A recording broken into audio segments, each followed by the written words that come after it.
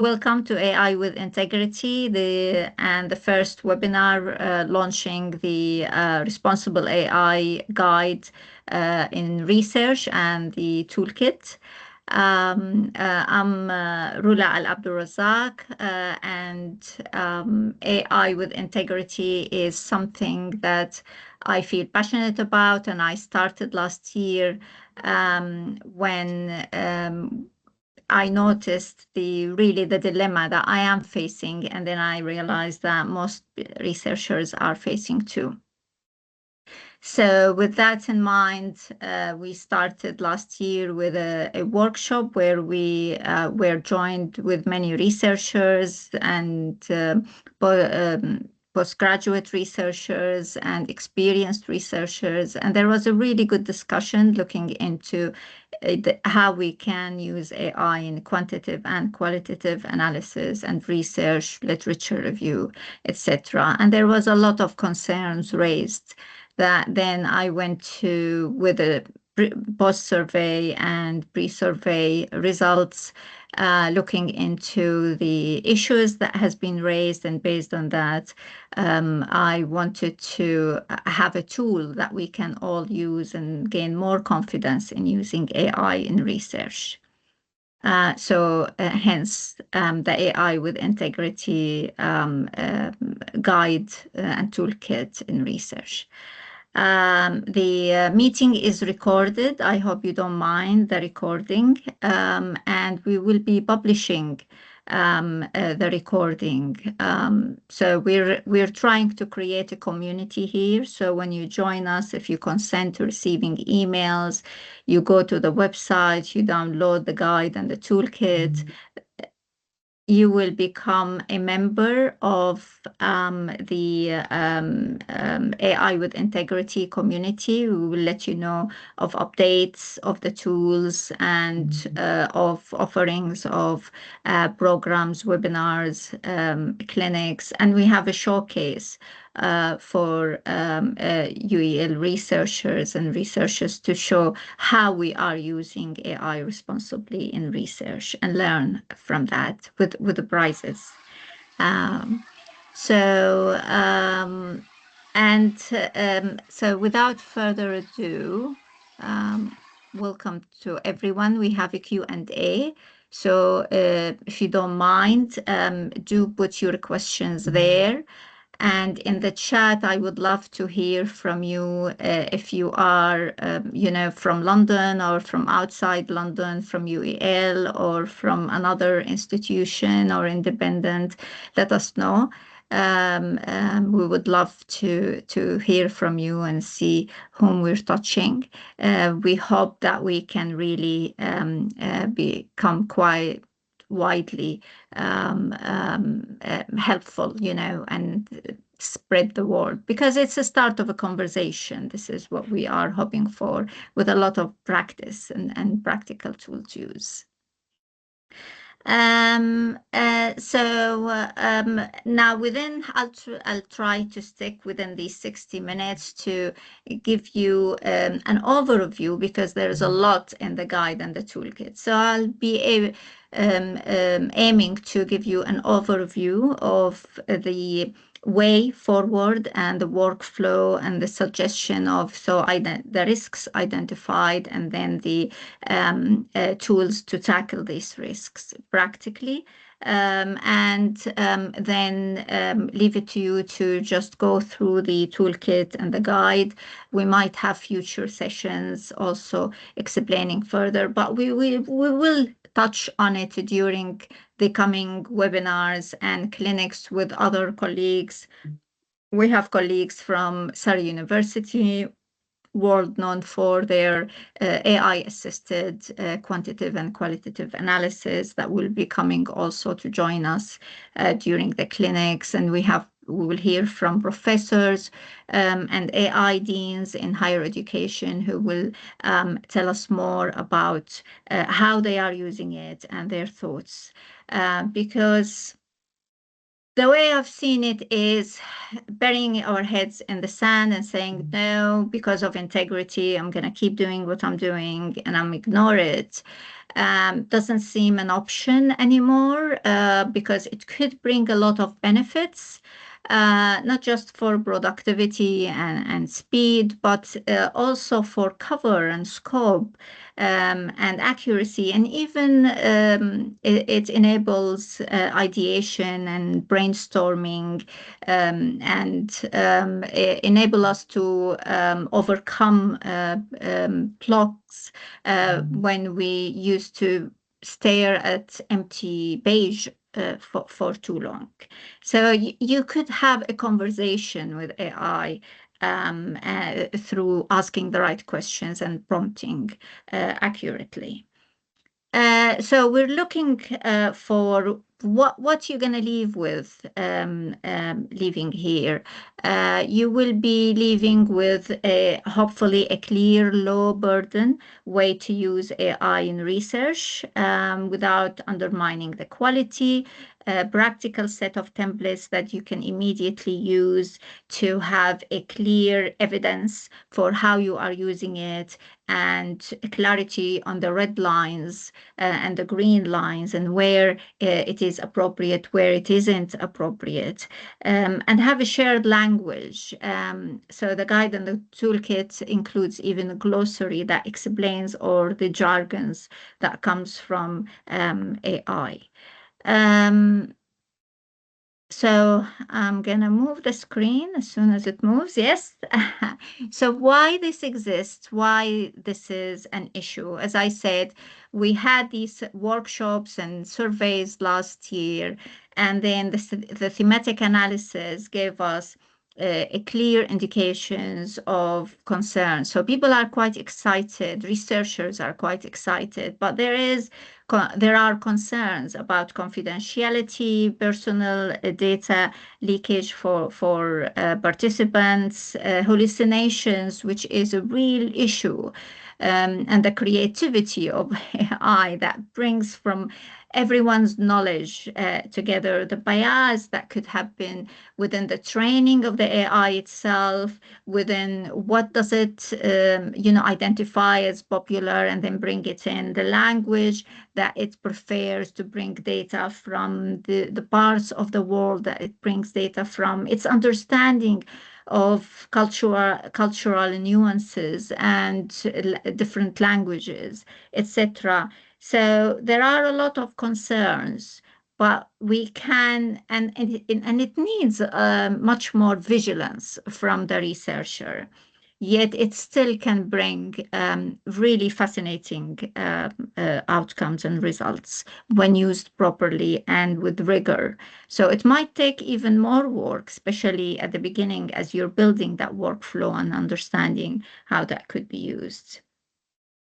And because you need that evidence also to how did you use it and how did you reach this and which tool exactly at what time, which model, because then things, if you put the same prompt in different tools or at different times, you get different results. So reproducibility is a real challenge. 78% of researchers reported that they are using AI tools, and that's a huge number. And only 15% of them said that it's consistent with protocol. So they are using a protocol to protect the outcomes and the quality of the outcomes. And that's really concerning. And this is why I decided to put the efforts. And it took a lot of my time last year, a huge amount of work and a huge amount of work for the dissemination. And until we reached here, a huge team from University of East London who worked really hard to enable this to come to light and for you to see it in appropriate way. So also there are we notice that in science it is used more than humanities. So humanities really have more challenges in terms of protecting participants in research and their data, and accuracy. Interpretations could be very easy to interpret people or not understand them from social, because context is very important, culture, society, etc. So there are less use, but it is still very significant. And about 150 specialized AI research tools were launched in 2023. I'm sure if I looked back at the number, I'll find more now that we are in 2026. So imagine every time I look, I find something new out there. So this is by all means is not comprehensive for everything you need to know, but it is really damn good, introduction to how you're going to do it, and how you're going to assess. And there are examples of reputable tools to use. And it is recommended to use the tools that are designed for research because they are trained AI, and that means they use less CO2 and are much more environmentally friendly, as you will see later, rather than using ChatGPT and or Claude and open sources. And they promise more data protection also. So data protection is real issue, and protecting personal data. So there are risks identified from the thematic analysis of the surveys and the workshop last year are the hallucination. So where AI start creating content that didn't exist, and leave your material that you are working with and start bringing something from outside. You need to cross-check all sources and meanings even. So the source could be right, but the meaning could be just, more creative. And that's fascinating because this hallucination could bring a lot of ideas and open our mind. But we need to be focused on what we are studying and really, really specific in our results for it to be meaningful and realistic, mirror reality. The privacy breaches is a huge issue with public tools are just open for training, and we need to know how this is working really, where the data is going. So we need to look into these tools and what they are telling us in their terms and conditions, and sometimes contact them to find out more. If they didn't respond, move on to a different tool that is, even if it is less powerful, it could be more ethical. Over-reliance on tools is an issue. So it reduces, the research shows that it reduces our skills and sometimes thinking abilities. So if you are a student, if you are starting, that is something really important to realize. If you don't know how to check the correctness of what AI is giving you, then this means you shouldn't use AI for this thing. Go and learn it. And after you learn it, after you understand it, from the reliable sources, from the original sources itself, and knowing that you will be able to judge if AI is making mistakes, then maybe this is something you can use AI for. We talked about bias and fairness, whether it's representative, whether it's accessible by all, whether it covers the language, other languages, as professionally as well as English. And that's not the reality, especially when it comes to dialogue in all languages.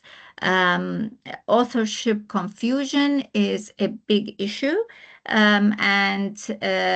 All journals said you cannot, say AI is a co-author, and that's not acceptable for them.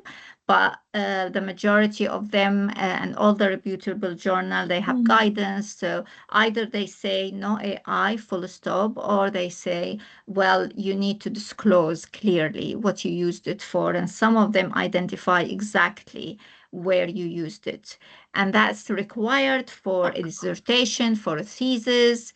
And this is why you have tools here for you to record the rigorously for each. You used it in analysis, in which section, on which data, for what tasks, and then how did you check the outcomes, and to do a double check by taking a sample and doing it without AI, and making and check whether you still, achieving similar results or very different results. That is really, really important.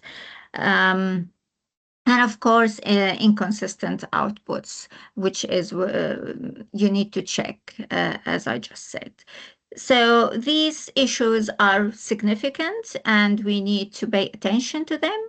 Authorities are working hard to create principles and ethical codes for how to use AI in general. In research, we are still a little bit behind. Institutions are having their own initiatives, and we don't have anything coherent. So this is a way for you to protect yourself. So whenever your research need to be published, need to be defended in a thesis, in a viva, you will be able, and you need the confidence that you've done a good job. So you will be able to defend it.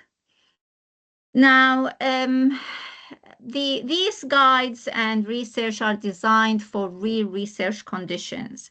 So we are giving you a principles. So the guide introduces you to the risks and the principles of how to tackle these risks and what's important, as we will see in a minute. And then the design choice. So how would you decide whether to use any AI tool, and then which AI tool? How would you decide? How would you study the tool and evaluate it? How would you compare them? And there is a matrix that enable you to do that. And then considering inclusivity, considering sustainability, considering integrity and privacy, whether you're transparent enough, so there is possibility for reproducibility, which means reproducing the same outcomes. So you will have these tools at your fingertip and for free.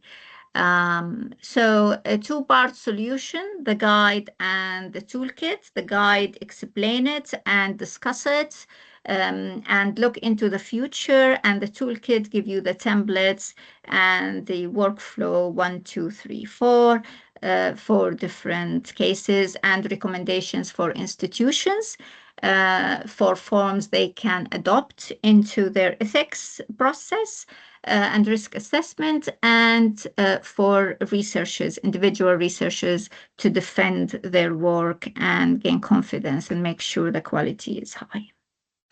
So these are the two outputs. With the toolkit, there is a line of templates that, they are in Word document that you can just download them and use them immediately. And our objectives is to foster responsible AI adoption in all research practices. This is why this is open to the public worldwide. Promote inclusivity and accessibility in AI enhanced research, and this is something that University of East London is support really strongly, and I specialize with and work on it. I'm a champion of it for years, working with many organizations to achieve inclusivity and accessibility and belonging. So enhance research quality and reproducibility. So do not reduce the quality for the sake of quantity or speed. This goes down the drain, and then research is really affected. And rigorous publications will not publish it. Just really, it's important for you as a researchers to be confident that to be able to make sure that the quality is there. Collaborate usually, that speeds the process. Collaborate with other researchers. Address ethical concerns and mitigate the risks. So how I can mitigate the risks, and this is something you will see discussed in more details. And then support informed decision making. So how do I make these decisions? Because it's quite puzzling. There are too many tools out there, and whether I should use it here or not. And this is what we go through. There is a decision tree that enables you to make these decisions, and there is evaluation matrix that I developed called the trustees, that you can use it to evaluate each tool, and then you have a matrix where you can compare the tools together to select the best option. So, briefly looking at the guide first and then the toolkit, the core principles developed in the guide and that you need to look at when you are considering using AI in research are the transparency. Being able to tell us and to report how did you use it, where did you use it, which tool, which model, and enable other researchers to replicate what you did. And that's really important. So you need to write down the prompts you used. And this is why you need to engineer these prompts. You need to work hard on how can I prompt it to do this or that. And there are examples in the guide. So how do I prompt it to do this or that? And the follow-up prompt, for example, to reach the outcomes. And that's really important. So the way we write methodology will be different, the way the procedures about the research should include all the elements of AI. And we have to be writing down that. So we having these templates, and then we have for each task that we used AI for detailed information about what we used, how we used it, and then the detailed procedures, the prompts in order, and the outcomes that came out of each prompt. What was that? How they differentiate from each other. And we will become better at it as we use it more and more often. And also AI will become better at it, and it's advancing very quickly. Now, the accountability element is you remain responsible for all the contents. So we've heard the stories about the lawyers who submitted something written by AI, and the information was not correct or accurate. It's really dangerous not to check everything. Every single source, you need to ask if you used it to do some scope research at the beginning. You need links to all these sources, and you need to check them. And then you start doing your specific research, identifying the specific sources that you want, and then read them in details and use them. If it is doing something short for you, reflecting on some of the work you have, you still have to check that, because it could bring from God knows where and create. It could hallucinate at any moment. They say it improved a lot. It still hallucinates, especially if you're not using specialist tools. So you're responsible, you're accountable for that. And it could be the end of your career. It could be the end of your degree. It could be you lose your thesis when you're defending your PhD or your dissertation. And I'm not scaring you, but it's scary. If you do the due diligence, then you're in a very good position. And it gives you much better results than if you've done it on your own and you lost that scope. research that could bring you things that you wouldn't be able to reach through the traditional research and library research. The inclusivity elements, we talked about how can meaningful participate how can meaningfully participate in all enhanced scholarship and whose voices risk being marginalized. So is it looking at research all over the world? Maybe not, definitely not. Most likely looking at research in English. Usually it's looking at research from the US because most of these tools comes from the US. They are dominated by big organizations there. Your data, if you put it there, you need to know that it's protected. Otherwise, it's owned by these huge organizations that they have monopoly or oligopoly over the market. And you need to select the tools that are more ethical in their behavior and in training their AI and reward them by using them because you want ethical company to deal with your data as you practice. And sustainability, as I said, they use a huge amount of CO2, um, terrible old cars. And I'll give you some numbers later. I think I put some here. Selecting a smaller tools, more specialized tools, closed tools, even if it costs money, it is much more effective and friendly for the environment. And hub institutions are trying to invest in these tools to enable researchers to use them more sustainably. The approach in the guide is where AI add value and how you can document this, how you can protect people, quality, and enable trust in the research. So there are three guiding questions that are important to ask. Is this use appropriate for this stage of research? So the decision of whether to use it or not. And we'll see the decision tree for that. What would go wrong? So identify the risks, and we will see how the risks are assessed and how will I mitigate these risks. What would I need to show to justify my approach to a supervisor, ethical panel, or journal? And that's really significant. And that means disclosure and detailed procedures, clarity. So if another researcher come duplicate what you did, then you expect them to find similar results. So the guide helps you answer these questions quickly, clear boundaries, privacy, transparency, verifiability of data, and how to aim for it to be inclusive. Simply an audit trail for your use of AI.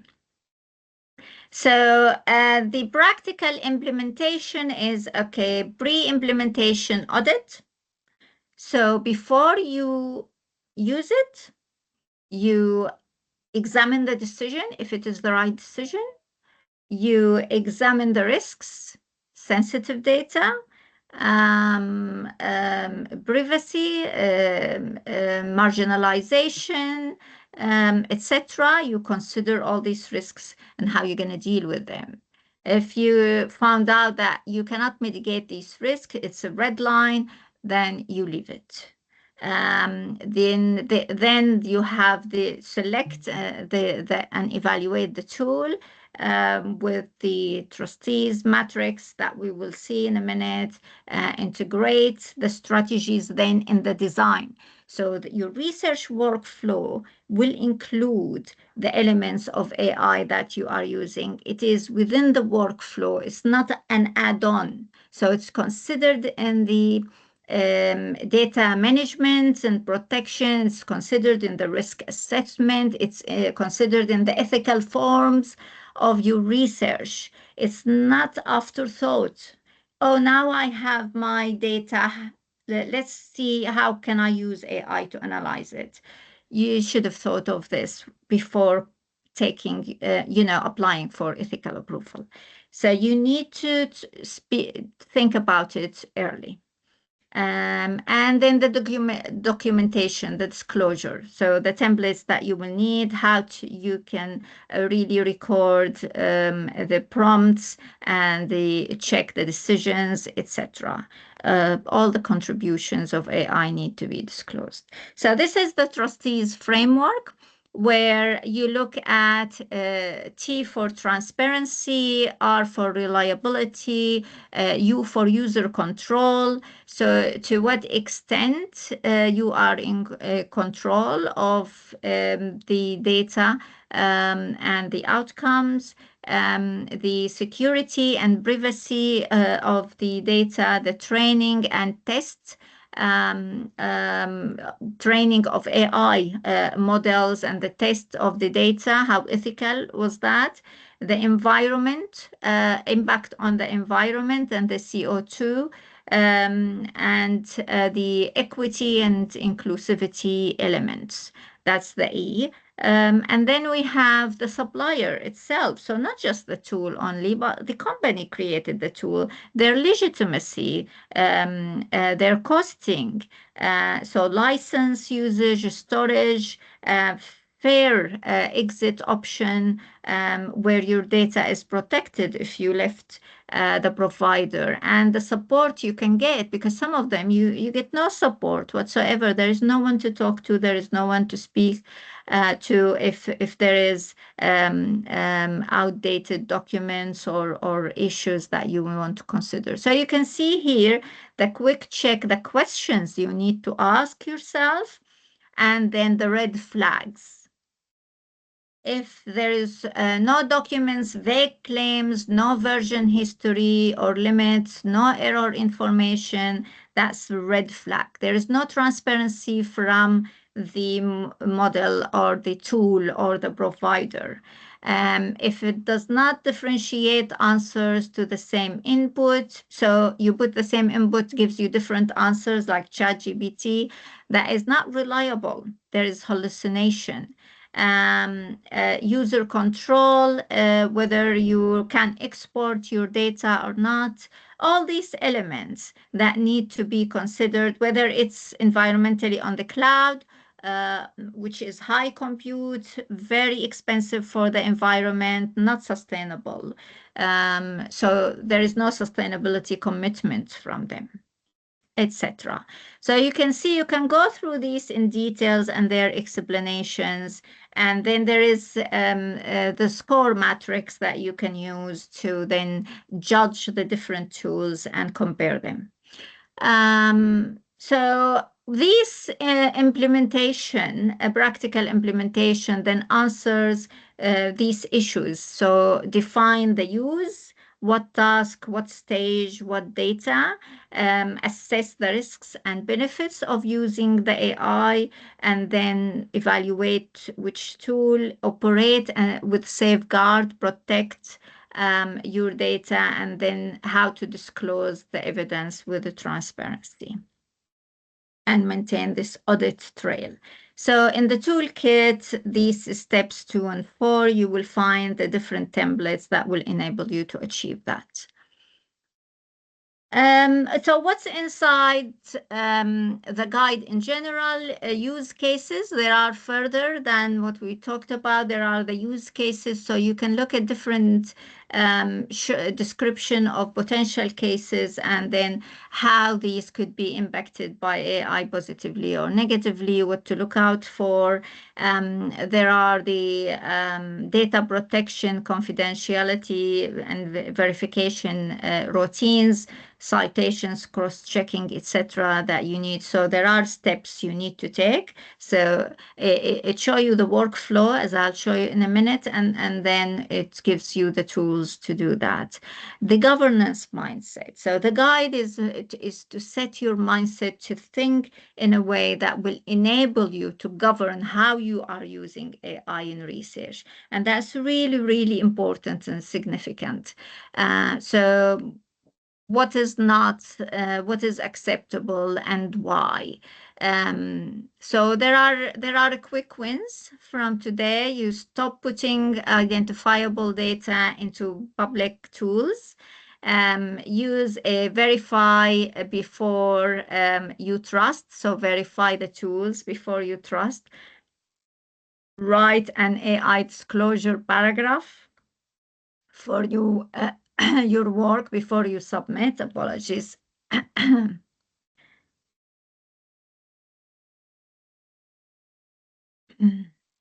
And keep a one-page audit trail.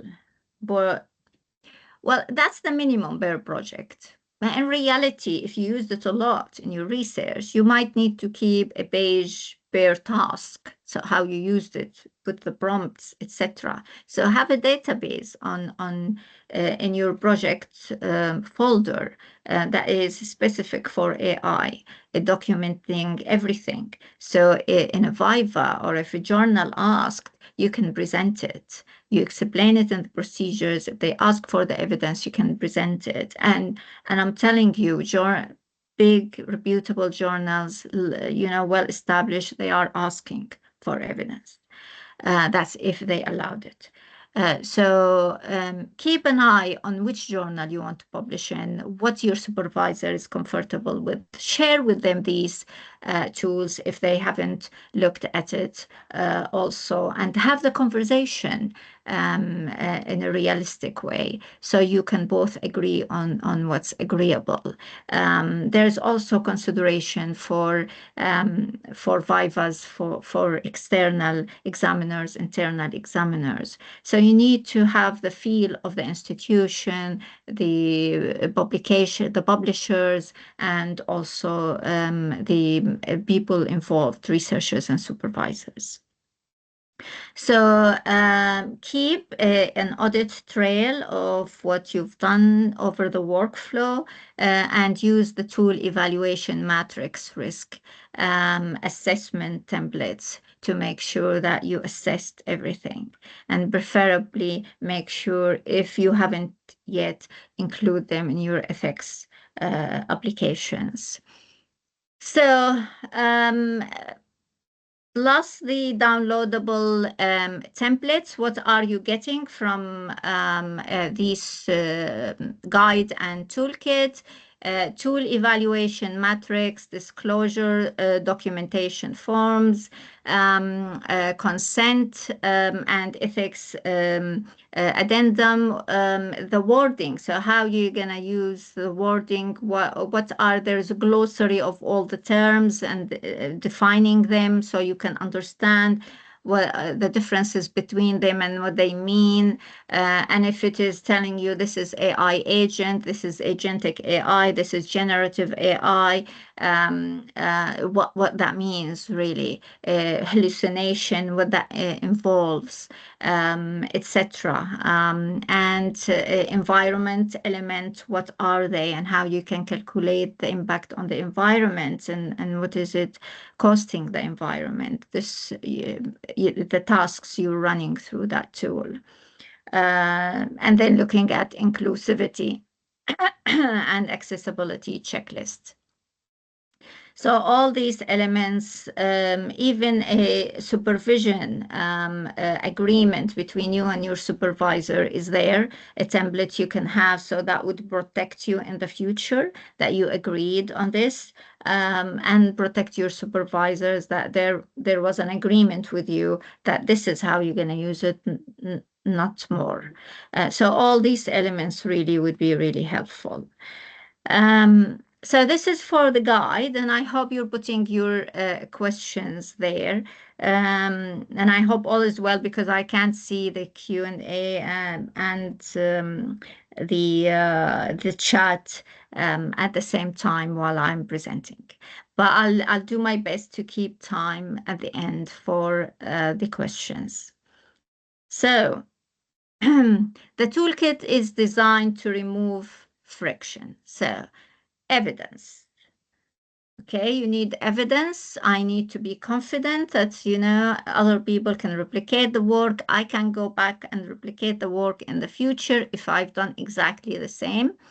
And more likely, there will be new advances on AI. So you might use different tools in the future. But if that version, if that tool still exists, that would be similar. If it is a literature review, you need to specify the period because then after that there will be new publications, etc. But integrated design, you need to integrate the use of AI as you decide, going through the decision tree, going through the evaluation of the tools, that this is within the design of your research, in the framework of your research, in your methodology, in the procedures you are considering it in the different sections, whether you used it for something in the literature review, you used it for something else, and different tool in the analysis. You need all of that there in each section, and then you have disclosure about the AI in details. You need to detail all these procedures, and these templates will help you. You can put it as appendix if you're submitting a thesis. You can keep it. If evidence is needed, you can share it. Now, the workflow that I identified for us to follow is first assess the needs. And this is when you make the decision whether to use it or not and where. And then select the tools. So look at which tools that will be really helpful. Those interact sometimes because if you didn't find the right tool, then you're not going to use it. But evaluation of the tools is very important, and comparing them and selecting the best option available and possible. There are constraints, there are costs. And hopefully institutions will invest more in these tools in the future, but they've been commercialized, and this is why it's expensive. And also to collaborate, between colleagues from different institutions, you get access to different tools. Permissions and ethics. Seek permissions from participants. Do they agree for you to use AI? Don't just tell them, I'm video recording it, I'm audio recording it, in humanitarian research and social science. We do that a lot.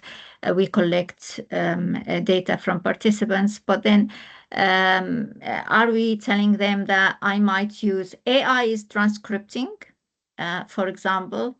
I didn't think of that before, and we didn't use to call it AI, the transcript that Microsoft Teams might give us, but it's really AI. So yeah, we are using AI for the transcript. We are in this model of this provider. We are using AI in the analysis in this way, etc., and how it is protected, your data. We need to share that. Yes, people will fear a little bit at the beginning, but then they will ease into it. You will stay protected, and this is really important. And the institution protected, and the publisher and the journal are protected. So that's really, it starts with you and it ends with you as a researcher, this accountability. Everyone will come back and blame you. You need to take permissions. You need to include it in the ethics approvals.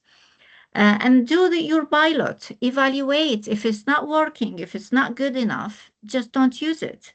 Like we evaluate our methods, evaluate our questionnaire, do a pilot test, we need to do a pilot test of using AI and integrate systematically. So it is part of the whole research process, and it is as transparent as everything else in the research process. Monitor, how is it going? Working well? The providers change something, the tool is different. Stop, reassess, think about it. Are you going to continue or stop or change? Justify, give evidence, be transparent, document everything. So these are the steps you need to keep in mind. This is the quick decision tree that you will find in the toolkit with more details, for each one. No, what does it mean? Yes, what does it mean? It is really important that you look into the different stages, and these are the most important questions that you need to consider before you make the decision to use it or not use it.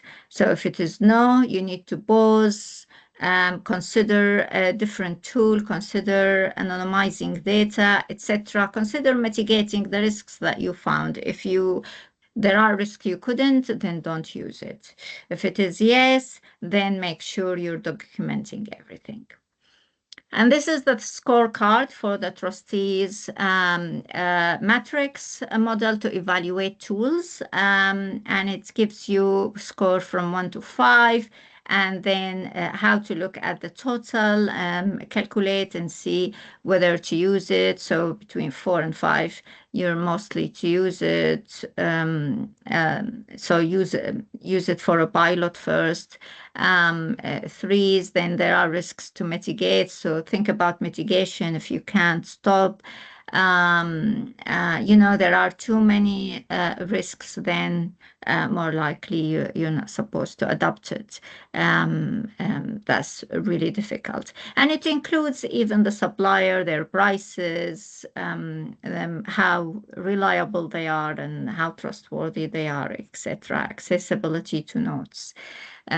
So you need to have access to all the notes you used.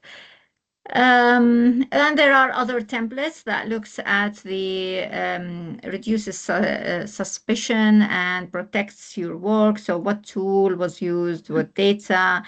So how do you really a template? How do you disclose in enough details? And the prompts you used in the main document, high level, but then for each task, you keep to yourself a detailed log. It's important to have a detailed log. So if someone question it, you have the evidence. If someone want to replicate it or yourself want to replicate it, you have exactly what you need to do and what were the prompts. And this is how you calculate the sustainability. I created this table with all the information that enables you as a worksheet and explanation of the carbon budget. How would you calculate it? I'm not the expert. I did a lot of study to be able looked at the research and got the best recommendations available and created this for you. So you can also look at the green algorithms and code carbon. The links are in the documents to learn more about that. But it is very important to calculate how much CO2 is it using. And as a ground rule, if you look for closed and not the open sources, specialized tools, smaller tools, providers, those were, because they are designed for the purpose of the research, they use much less CO2. But do calculate, especially if you are in science and you're using it for experiments, that takes a lot. So you need to consider it. Many institutions are developing their own devices, so they know, and they're having a system to calculate that. If your institution isn't doing that, you protect yourself. Because so when you publish, you have the evidence that you took all what it takes to do it well. And I'll end here. You have the guide and toolkit that I worked hard to bring to you. You have the QR here that would take you to AI with integrity landing page. And we did put the download on the landing page, so you can download. Please do consent. If you want updates, consent that we can contact you with your email. If you want updates, following tools, attend the further sessions, and we have a program for you to attend. This year we have the competition with the prizes for to showcase how AI is used. So don't miss on that. It's going to be a really an occasion of eye opener to see how we can use it transparently, with confidence, with integrity, and with equality. So not undermining the research. And I would say take action. Choose one project that you're aiming to work on or working on. Fill out the risk assessment template, or the trustees tool evaluation, disclose paragraph, the disclosure. You have the template, you have the paragraph, customize it. Keep a 1 page at minimum audit trail of how you're using it, one or two of these elements, and then share the learning and keep the discussion going. Let us know if you have questions. Get in touch with AI with Integrity. I think I had the contact details at the beginning. Sorry for jumping very quickly. So at the beginning, there is AI Integrity email, there is my email, and there is the website also here. Yeah, and we have the feedback element in the chat, I think, that Minnie, my colleague who's here and helped making this happen, is shared with you. So please, any questions? Mimi, do we have any questions here?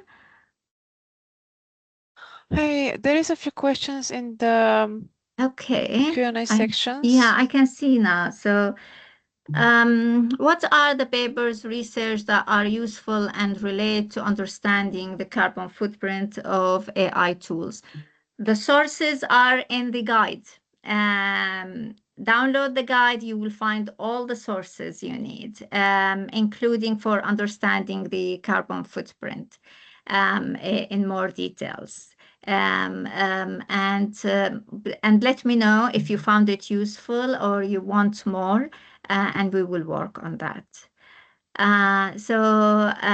Miriam, sounds good, but how is data security ensured? The likelihood of ideas being stolen before one even completes the research, the issue of trust and hallucination is still very high. Absolutely, absolutely. So a lot of due diligence is needed for the hallucination element.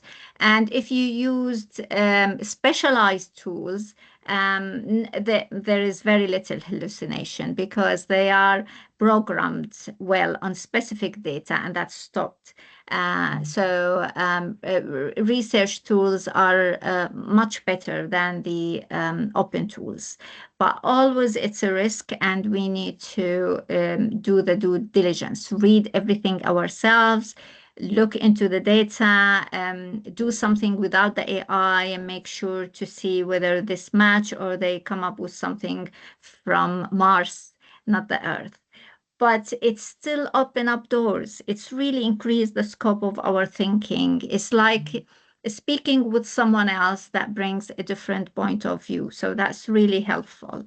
Ideas being stolen, I'm afraid this is very hard to handle in terms of ideation. Just do what you want to do and what you think is important, and leave that and don't worry yourself with it. This is what I learned. So let go of that fear. Just do what you can do to work that is meaningful, that you believe, and helpful and of quality. So, Nafisa, what is your opinion on using Grammarly for paraphrasing? My supervisor thinks your own writing is better cause of logical flow. Well, Grammarly use it for proofreading.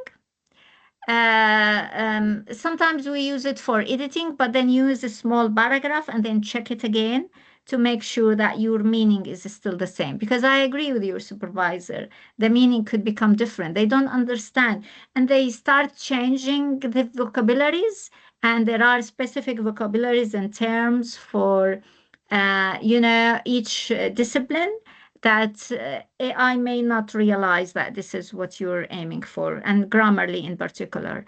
So if you used it to paraphrase a small paragraph, you read it again, you make it your own and suitable for your needs. Otherwise, just proofreading is sufficient. And even sometimes with the proofreading, it might start changing the meaning. You need to be really vigilant at the end.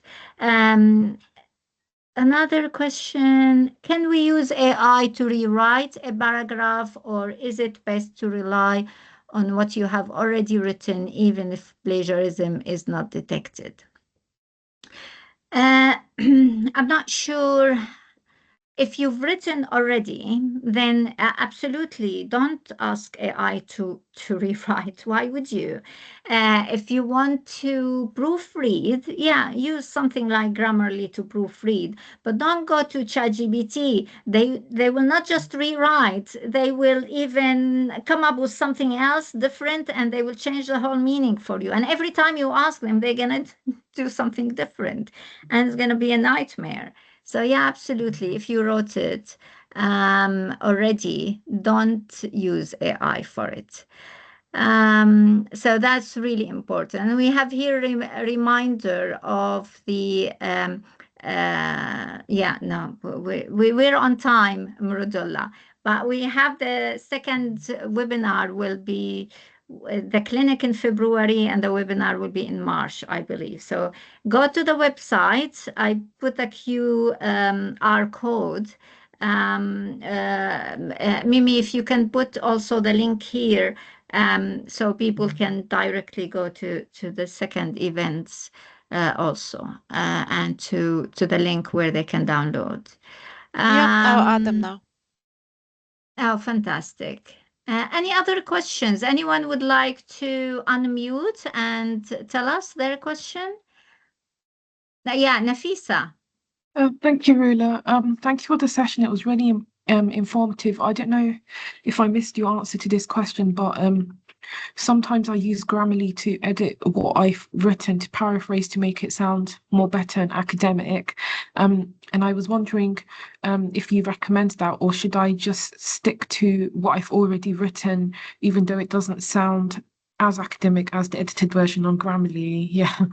Yeah. Well, this yeah, I answered it actually. So this, if you wrote the paragraph, don't ask it to paraphrase it.